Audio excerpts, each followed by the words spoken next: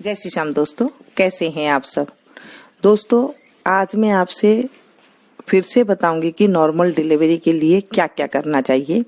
कल मैंने बताया था कि किन किन चीज़ों का सेवन करना चाहिए और कैसे रहना चाहिए। देखिए, सबसे पहले तो आपको जितना हो सके उकड़ू बैठ के या तो एक्सरसाइज करें, थोड़ा करें, उठे बैठें और या जैसे मैंने कल बताया था कि आप पोछा वगैरह लगा लें। बैठ करके आप चाहे 2 कपड़ा आप धो लें ब्रुश लगा के। इससे क्या होता है, जब आप बैठते हैं ना तो आपका ऊपर पेट भिंचता है और बच्चा जो है नीचे की ओर थोड़ा सा उसको दबाव पड़ता है, तो आपका नीचे का जो बच्चा दाने का मुंह है वो खुल जाता है। इससे आपको दिक्कत नहीं आती है फिर। और साथ में क्या होता है, जब आप धीरे धीरे शुरुआत से दूसरे महीने से ये काम करती हैं तो उसके बाद जो है आपका जांघों की तरफ और जो है बच्चेदानी का मुंह की तरफ वो सॉफ्ट हो जाता है, धीरे धीरे खुल जाता है वहां से।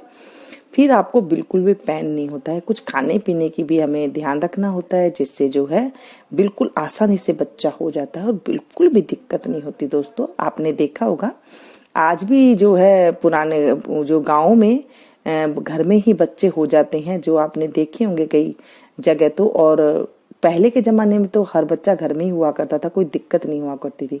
आजकल तो जो है पहले महीने से बेड रेस्ट करते हैं, उसके बाद कितने कुछ उसको प्रॉब्लम होती है, मुझे कहने की कोई जरूरत नहीं है। डॉक्टर भी जो है आपको एक्सरसाइज के लिए कहते हैं कि आप बटरफ्लाई एक्सरसाइज कीजिए, आप वो कीजिए। तो आप सीधी सीधी घर का काम ही जो करती है ना वो ही आप कर लें। जैसे थोड़ा सा एक कमरे की चाहे आप सफाई करें, अब तो मॉप से करने लगे, लेकिन आप बैठ करके करें। मैं कहती हूँ कि आप थोड़ी सी जगह पे भी जब बैठ करके करेंगी तो उससे क्या होता है, आपका जो बच्चेदानी का मुंह है वो खुल जाता है। आपको कोई भी दिक्कत नहीं होगी, क्योंकि आजकल ये एक वहम हो गया कि जरा सा मुड़ेंगे या कुछ करेंगे तो हमारा जो है बच्चे को दिक्कत आएगी। ऐसे कुछ नहीं होता है।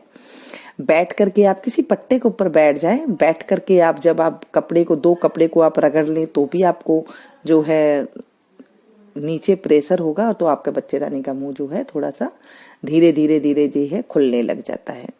साथ में खाने पीने का मैंने आपको बताया था। हाँ, थोड़ी सी अगर आप सीढ़ियां चढ़ सकती है तो जरूर सीढ़ियां चढ़े, क्योंकि जब आप घूमते हैं, जो आप वॉकिंग करते हैं ना, उससे अच्छा है कि आप सीढ़ियां चढ़े। सीढ़ियां चढ़ने से क्या होता है, आपका दबाव आगे की ओर होता है, थोड़ा पेट की, जब आप पेट को थोड़ा सा दबाव मिलता है तो जो है नीचे की ओर ही बच्चा पुश करता है, नीचे की ओर बच्चे को थोड़ा सा वो मिलता है, तो उससे क्या होता है वहां भी जो है नॉर्मल डिलीवरी होने के चांसेस ज्यादा होते हैं।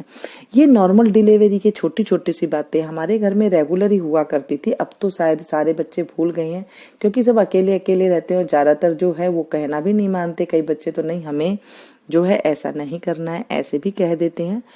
लेकिन अगर आप ये करेंगे तो आपकी नॉर्मल डिलीवरी हो जाएगी। दोस्तों, नॉर्मल डिलीवरी होने पर आपकी पूरी जिंदगी में कोई बीमारी भी नहीं लगती है और बिल्कुल अच्छा खासा खा भी लेते हैं आप।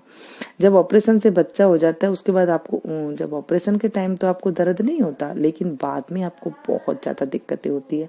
पता नहीं किस किस तरह की तो बीमारियां लग जाती है, पेट बाहर को आ जाता है, बहुत सारी दिक्कतें हो जाती हैं ऑपरेशन के बाद। कुछ खा भी पी भी नहीं सकती हैं। जब आप सीढ़ियां चढ़ती है तो भी नॉर्मल डिलीवरी होने के चांस ज्यादा हो जाते हैं, अच्छा होता है। आपने आज भी देखा होगा जो गांव में औरतें हैं ना, वो पानी जब लेकर के चढ़ती हैं, सिर के ऊपर टोकनी होती है तो वो सीढ़ियां चढ़कर ऊपर चली जाती हैं, तो उनको कोई भी दिक्कत नहीं होती है इतनी ज्यादा। तो आप ये काम भी कर सकती हैं। साथ में मैं आपको बता दूं, खाने पीने में जैसे ही आपको 9वां महीना लगता है उस टाइम पे आपको घी की शुरुआत कर देनी है।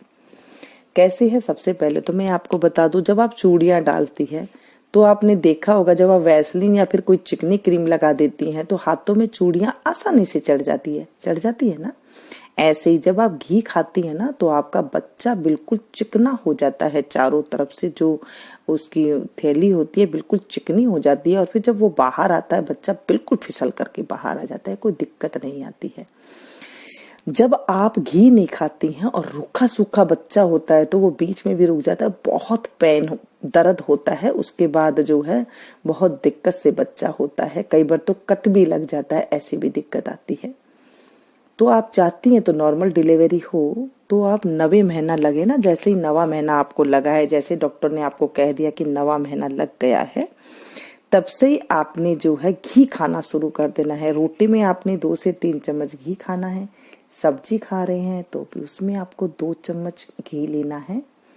साथ में आप दूध पी रहे हैं तो उसमें आप घी डाल करके पी सकते हैं। यानी कि जितना कुछ आहार आप ले रही हैं खाने वाला, चिकना ले, गरम ले, इस चीज का आपने ध्यान रखना है। इससे क्या होगा, आपका बच्चा बिल्कुल चिकना हो जाएगा और यकीन कीजिएगा आपका बच्चा बिल्कुल फिसल करके बाहर आ जाएगा। आपको बिल्कुल भी ज्यादा दर्द भी नहीं होगा और बच्चा भी आसानी से हो जाएगा।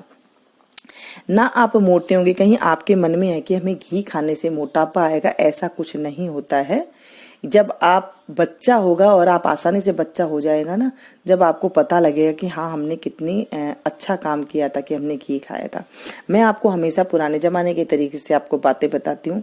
आज डॉक्टर भी जो है, आप डॉक्टर की अगर तरीके से भी चलते हैं तो भी आपको उसमें भी फायदा होता है। डॉक्टर भी आपको शायद घी के लिए कहेंगे कि आप घी खा सकते हैं, लेकिन 8वें महीने तक ना खाएं। 9वां महीना जब आपको लगे ना, तभी आपको खाना है। 8वें महीने तक आपको 1 से लेके 8वें महीने तक घी ज्यादा नहीं खाना है। हमें सिर्फ 9वां महीना लगते ही खाना है।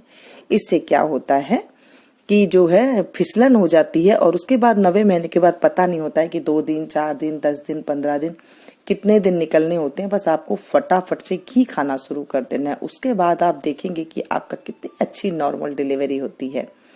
ये है कुछ जानकारियां। और भी कई चीजें है खाने की, मैं आपको टाइम टू टाइम बताती रहूंगी, क्योंकि अभी बताऊंगी तो काफी लंबा वीडियो हो जाएगा और फिर बाद में जो है और काफी लंबी बातें हो जाएगी। तो चलिए मैं जो है आपको अगली वीडियो में बताऊंगी कि और क्या क्या खाना चाहिए, ताकि आपकी जो डिलीवरी है वो बहुत अच्छे से नॉर्मल डिलीवरी हो जाए। यही मैं चाहती हूँ। और जितनी भी माएँ आपने ध्यान दिया होगा कि अगर घी नहीं खा रही हैं तो प्लीज खा लीजिएगा। आपकी भी जो है बिल्कुल नॉर्मल डिलीवरी हो जाएगी। कोई भी आपको दर्द नहीं होगा और कुछ भी नहीं होगी। आशा करती हूँ कि सारी जो जितनी भी गर्भावस्थी लेडीज है सारों ने सुन लिया होगा और सारी ये चीजें अपनाएंगी और अच्छे से बच्चे को जो है जन्म देगी। और वीडियो पसंद आए तो प्लीज एक लाइक जरूर दे। इसे ज्यादा से ज्यादा अपनों के साथ शेयर कीजिएगा ताकि किसी को भी ये काम आ सके, ये जो बातें हैं। तो चलिए मिलती हूँ मैं एक नई जानकारी के साथ। Thank you.